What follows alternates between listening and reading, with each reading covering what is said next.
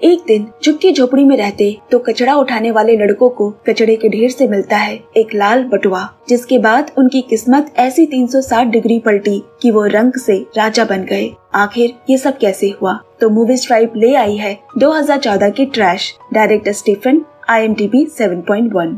कहानी शुरू ब्राजील के हर वक्त व्यस्त रहती एक गली से हुई। जोस एंजिलो नाम का एक आदमी कब्रिस्तान में एक बच्ची को दफनाने आया है, जो और कोई नहीं उसी की बेटी पिया एंजिलो है।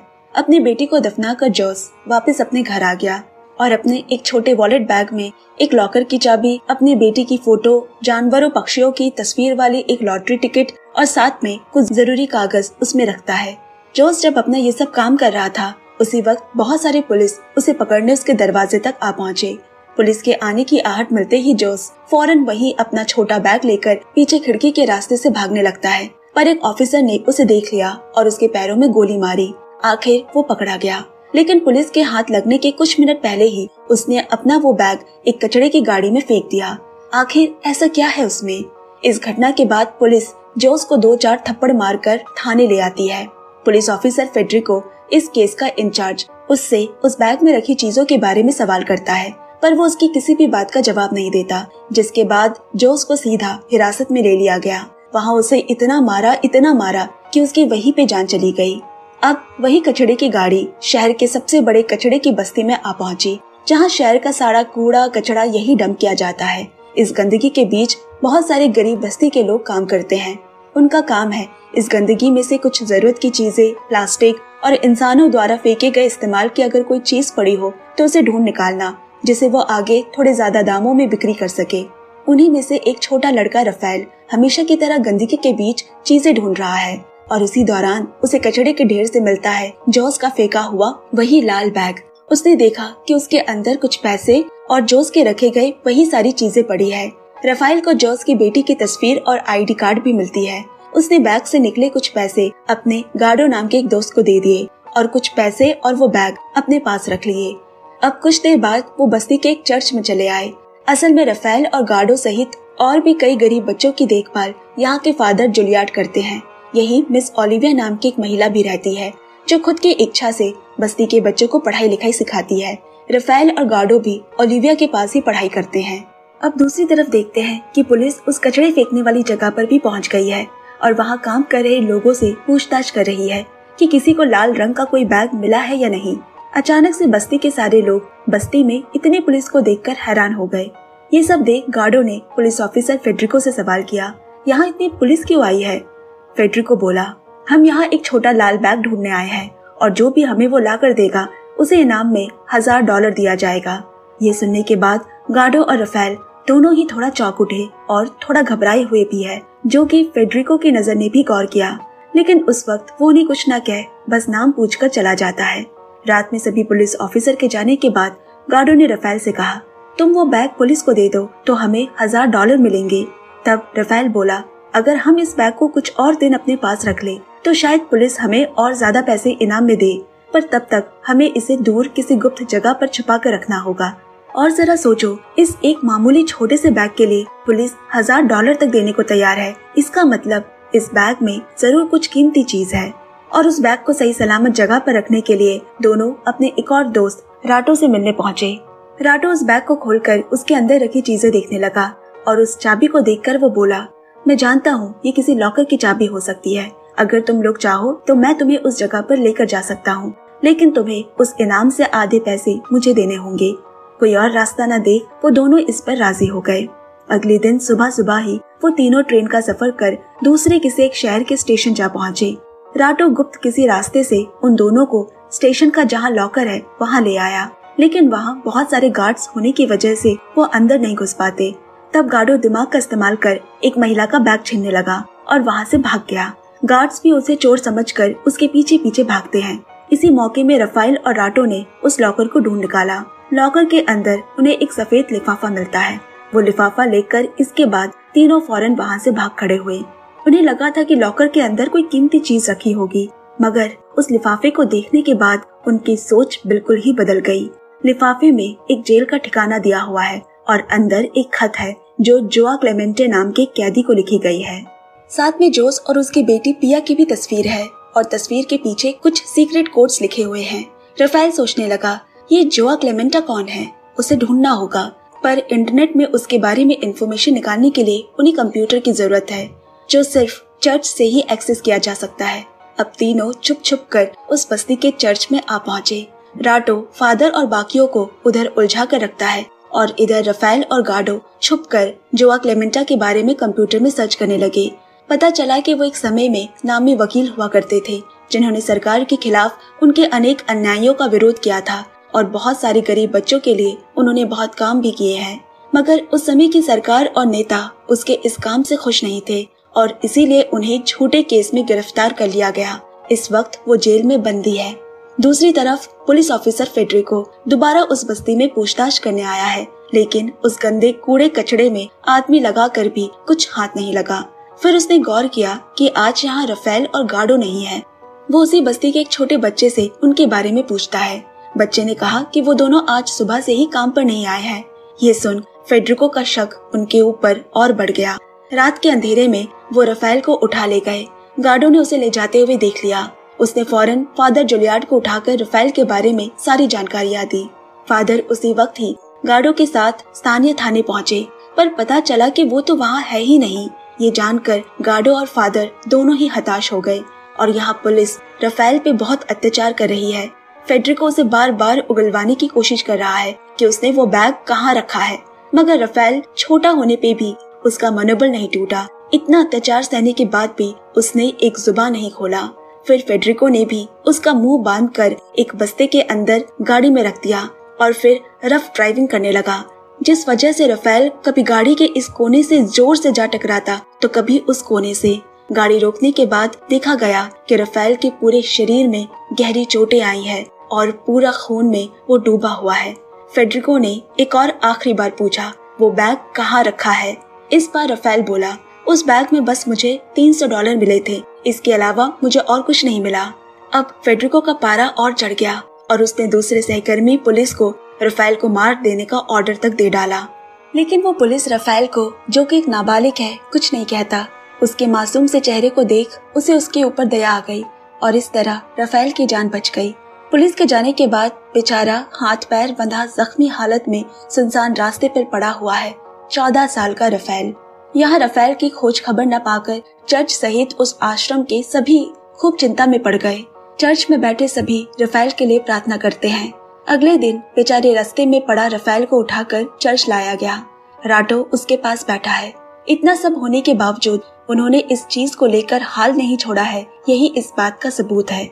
इस वक्त उनके पास बस एक नाम है, जो कि जेल में कैद है, मगर ये लड़के ठीक अपनी बुद्धि का इस्तेमाल कर कोई न कोई उपाय जरूर निकाल ही लेंगे। इधर फादर फौरन राफेल के इलाज में जुट गए। फिर उन्होंने कहा, वो बैग तुम मुझे दे दो, मैं उसे पुलिस को वापस लौटाकर इनाम के पैसे ले आऊंगा। इससे तुम्हारा, मेरा और पुलिस तीनों का ही लाभ है। लेकिन राफेल ने अब मन ही मन ठान ली है कि इतना मार जब मैंने खा ही लिया है तो ये बैग मैं किसी भी कीमत में पुलिस के हाथ नहीं दूंगा। तो तीनों ने अब तय किया कि वो मिस्टर क्लेमेंटे को देखने जेल जाएंगे, लेकिन इस तरह 3 बच्चे जेल जाकर कैदी से बात करें, ये बिल्कुल ही नामुमकिन है। अब वो मदद के लिए आए मिस ओलिविया के पास। गार्डो कहने लगा, हमें अभी एक अच्छे वकील की जरूरत है। मेरे दादाजी एक बड़े वकील है, लेकिन वो इस वक्त जेल के अंदर है। उनका नाम क्लेमेंटे है और इस वक्त मुझे मेरे दादाजी से मिलाने के लिए आपकी बहुत जरूरत है। दरअसल ये सब गार्डो का सजाया हुआ झूठा प्लान है जेल के अंदर जाने के लिए। मिस ओलिविया उनकी ऐसी हालत देख मदद करने को राजी हो गई। रात के वक्त घर के अंदर बैठा गार्डो उसी खत को पढ़ रहा होता है जो उन्हें स्टेशन के लॉकर से मिला था। तभी राफेल बोला, उस दिन पुलिस जब मुझे पीट रही थी तो वो एंटोनियो नाम के एक आदमी का नाम बार बार ले रहे थे। आखिर ये एंटोनियो कौन है? तभी राटो बोल पड़ा, मैं जानता हूँ उस आदमी को, वो एक नामी पॉलिटिशियन है और कुछ दिन बाद ही वो इस शहर के मेयर पद के उम्मीदवार के लिए खड़े होने वाले हैं। वो शहर से थोड़ी ही दूर समंदर के पास एक आलीशान घर में रहते हैं। तुम चाहो तो मैं तुम्हें वहाँ लेकर चल सकता हूँ। इसके बाद तीनों प्लान कर अगली सुबह ही 4 लोग 2 के ग्रुप में बट गए। गार्डो मिस ओलिविया को लेकर जेल के उद्देश्य से निकल पड़ा। पहले तो जेल ऑफिसर भी उन्हें अंदर घुसने नहीं देता, लेकिन अगले ही पल कुछ पैसे उसे घूस देकर ये काम भी हो गया। दूसरी तरफ राटो और रफेल भी समंदर के पास एंटोनियो के घर जा पहुंचते हैं। इधर गार्डो मिस्टर क्लेमेंटे से मिलने पहुंचा, लेकिन जाहिर सी बात है क्लेमेंटे ने उन्हें नहीं पहचाना। फिर गार्डो उन्हें धीरे धीरे अब तक की घटी सारी बातें खुलकर बताने लगा। गार्डो बोला, मुझे एक खत मिली थी जॉस एंजेलो की लिखी, जिसे सुनकर क्लेमेंटे दंग रह गया। खत में लिखा है, आपने जो काम शुरू किया था वो काम मैं खत्म करना चाहता हूँ। मैं सरकार के काले चिट्ठी के खिलाफ लड़ाई पर उतर रहा हूँ और मेरे पास पॉलिटिशियन एंटोनियो के सारे 2 नंबरी काम के सबूत है। इसी सबूत की मदद से मैं उसे बहुत आसानी से ही जेल भिजवा सकता हूँ, लेकिन जब तक आप ये खत पढ़ेंगे तब तक शायद मैं जिंदा ना रहूं। मेरे मरने के बाद बस मेरी बेटी पिया का ख्याल रखना। ये सारी बातें सुनकर क्लेमेंटे का भी दिल भर आया। कुछ देर तक चुप रहने के बाद उन्होंने गार्डो से पूछा, क्या उस खत के साथ और कुछ लिखा था? गार्डो बोला, हाँ, एक तस्वीर थी जिसके पीछे कुछ नंबर लिखे हुए हैं। ये सुनकर मिस्टर क्लेमेंटे को सांस आई। अब वो जेल के एक गार्ड को कहते हैं, तुम्हारे पास जो मेरा पुराना बाइबल रखा हुआ है वो इस बच्चे को दे दो। गार्ड बोला, लेकिन विजिटिंग आवर्स तो खत्म हो चुके हैं, आज मैं वो बाइबल नहीं दे सकता, कल आकर ले जाना। लेकिन गार्ड फिर दोबारा गार्डो के पास आकर बोला, तुम अगर कल बाइबल लेना चाहते हो तो मुझे $1000 देने पड़ेंगे। कोई और रास्ता न देख गार्डो उसकी बात मान गया। इधर दूसरी तरफ रफेल और राटो भी चोरी छुपे एंटोनियो के घर की बाउंड्री पार कर उसके घर के अंदर पहुंच गए, लेकिन घर के माली ने उन्हें पकड़ लिया। तब उन्होंने फटाक से कहा, हम लोग तो यहाँ सिर्फ पेड़ से फल तोड़ने आए थे। माली उनकी बातों पर विश्वास कर लेता है। मासूम समझकर उनसे बातें भी करने लगा। दोनों ने हर तरफ नजर घुमाकर देखा कि बहुत सारे बॉडीगार्ड्स घर के बाहर तैनात है, जिसे देख उन्होंने माली से पूछा, यहाँ इतने सारे गार्ड्स क्यों हैं? वो बोला, कुछ दिन पहले ही जॉस एंजेलो नाम का एक आदमी ने इस घर के मालिक के पास से लगभग $1 करोड़ चोरी किए थे। ये सुनकर दोनों काफी हैरान हो गए और एक दूसरे को देखने लगे। उन्हें समझ आया कि इन चोरी हुए पैसे और उस मिले हुए लाल बैग के बीच कुछ तो कनेक्शन है। फिर उन्होंने पूछा, मगर जोस ने उस घर से इतने सारे पैसे कैसे चोरी किए? असल में जोस था मालिक का एकदम ही विश्वास पात्र कर्मचारी। एंटोनियो ने बहुत सालों से राजनीति कर अलग अलग जगहों से बहुत पैसे कमाए, जिसे जोस ही खुद देखभाल करता था और वही एक डायरी में उस काले धन का हिसाब किताब लिख कर रखता था। कहा जाए तो जोस था उनका दाहिना हाथ। एक दिन एंटोनियो किसी जरूरी काम से शहर गया हुआ था और उस दिन जोस इस मिले मौके को काम में लगाकर फ्रिज के एक तार काट उसे खराब कर देता है और उस घर के सभी को भी यही लगा कि ये फ्रिज पूरी खराब हो चुकी है, इसलिए पुराने फ्रिज को हटाकर नया फ्रिज लाया गया। मगर उसी पुराने फ्रिज में जोस एंटोनियो के सारे काले धन और वो हिसाब की डायरी चुपके से रख देता है और उस फ्रिज को बेच देने का बहाना कर वो फ्रिज के साथ ही वहाँ से भाग निकला। चूँकि इस घर के सभी जोस पर भरोसा करते थे, इसलिए किसी ने भी उस पे उसके इस काम पर शक तक नहीं किया। लेकिन उसके अगले दिन ही पुलिस जोस को पकड़कर ले गई और उसे मार डाला। सारी कहानी सुनकर अब तक रफेल और राटो को भी समझ आ चुका है कि उस बैग के जरिए ही वो उन सारे पैसों का पता लगा सकते हैं और इसी वजह से ही इस शहर की पूरी पुलिस फोर्स बैग को ढूंढने के पीछे पागलों की तरह पड़ी है। उस रात सभी के वापस घर लौट आने के बाद मिस ओलिविया ने तीनों से कहा, इतने दिनों से तुम लोगों के साथ क्या क्या हुआ है और इस बैग के मिलने के बाद तुम्हें क्या क्या हाथ लगा, ये सारी चीजें अब तुम मुझे खुलकर बताओ। तुम्हारी सारी बातों को मैं इस रिकॉर्डर में रिकॉर्ड करके रखूंगी। आगे चलकर क्या पता यही चीज तुम्हारे किसी काम आ जाए। वो तीनों भी इस काम को करने के लिए राजी हो गए। अब तीनों के साथ जो जो हुआ, जो जो उन्होंने किया, वो सब रिकॉर्डर में रिकॉर्ड किया जाता है। दूसरी ओर फेडरिको को किसी ने खबर दी कि मिस्टर क्लेमेंटे से ओलिविया ही मिलने जेल गई थी, इसलिए फेडरिको अपनी पूरी पुलिस फोर्स के साथ ओलिविया को पकड़ने वहाँ पहुँच गई। पुलिस के आने का अंदाजा लगते ही तीनों वहाँ से भाग खड़े हुए, लेकिन ओलिविया को पुलिस पकड़कर ले गई। उसके कमरे में कहाँ क्या रखा है पुलिस तलाशी लेने लगी तो उन्हें वहाँ वो लाल बैग दिखा जिसे वो पागलों की तरह इतने दिनों से ढूंढ रहे थे। लेकिन बैग के अंदर तो उन्हें ऐसा कुछ भी नहीं मिला, क्योंकि बैग पूरी तरह से खाली पड़ी है। इसका मतलब रफेल और उसके दोस्त पहले से ही सब कुछ बैग से निकाल चुके थे। ये देख फेडरिको बहुत ज्यादा गुस्से में आ गया और उसने गुस्से में उन बच्चों के पूरी बस्ती में ही आग लगा दी। एक ही पल में पूरी बस्ती आग की ऊंची ऊंची लपटों में जलने लगी। रफेल और उसके दोस्त अपनी आंखों के सामने जलते हुए अपने लोगों के घरों को देखकर खूब रोने लगे। ये बस्ती ही उनके सर छुपाने का एकमात्र भरोसा था। उन्होंने उसी वक्त प्रण ले लिया कि जैसे भी हो पैसे वो ढूंढ कर रहेंगे ही, और इसके लिए उन्हें जेल से वो बाइबल लेकर आना ही होगा। लेकिन उसके लिए भी उन्हें अभी $1000 की जरूरत है, और इस वक्त उनके पास फूटी कौड़ी नहीं है, इसलिए और कोई रास्ता न मिल राटो अगली सुबह ही फादर जुलियट के घर आ पहुंचा। फिर वो सबसे छुपकर फादर के बैग से कुछ पैसे चोरी करता है। पैसे चोरी करने के बाद वो फादर के लिए एक कागज में तस्वीर बनाकर छोड़ जाता है। उस तस्वीर से वो यही समझाना चाहता है कि ये पैसे उसने इच्छा से चोरी नहीं किए हैं, असल में उसे इन पैसों की बहुत जरूरत है। इसके अलावा उसे दूसरा और कोई रास्ता नहीं दिखा। दूसरी तरफ बस्ती में आग लगने के कारण वहाँ रह रहे लोगों को घर छोड़ने की नौबत आ गई। उन असहाय कुछ लोगों को फादर जुलियट अपने चर्च में आश्रय देते हैं। अब पैसे मिलने के बाद गार्डो जेल के गार्ड से एक रेस्टोरेंट पे मिलने आता है। उसे इस वक्त उस बाइबल की बहुत जरूरत है। बाहर रफेल और राटो गार्डो के आने का इंतजार कर रहे होते हैं, मगर यहाँ पैसे लेने के बाद भी वो गार्ड गार्डो को रोकने की कोशिश करता है। गार्डो तुरंत समझ गया कि जरूर इसके पीछे कोई बड़ी मुसीबत उनके लिए खड़ी है, और ठीक अगले ही पल वहाँ पुलिस चली आई। असल में उस गार्ड ने पहले ही पुलिस को सब कुछ बता दिया था, लेकिन तीनों किसी तरह पुलिस की नजरों से खुद को सुरक्षित बचाने में कामयाब रहे। अब तीनों ने एक खाली कंस्ट्रक्शन बिल्डिंग में पनाह ली, जहाँ रफेल और राटो बाइबल के जरिए उन सीक्रेट कोड्स को ढूंढने की कोशिश करने लगते हैं। वक्त उनके पास कम है, पुलिस उनके पीछे पड़ी है, किसी भी वक्त वो पकड़े जा सकते हैं। उन्हें जल्दी करना होगा, मगर ये इतना भी आसान नहीं है, क्योंकि बाइबल पूरी अंग्रेजी में लिखी हुई है। एक तरफ दोनों कुछ नंबरों को मिलाने की कोशिश करते हैं, दूसरी तरफ गार्डो खाने का इंतजाम करने बाहर चला आया, जहाँ उसकी मुलाकात एक लड़की से हुई। उस लड़की से बातें करते वक्त गार्डो ने गौर किया कि वहाँ भी बहुत सारी पुलिस की गाड़ी आ पहुंची है, और एक बार फिर शुरू हो गया चोर पुलिस का खेल। पुलिस यहाँ आसपास सभी घरों में तलाशी लेना शुरू कर देती है। ये सब देख गार्डो तुरंत अपने दोस्तों को आगाह करने उस खाली कंस्ट्रक्शन बिल्डिंग में आया।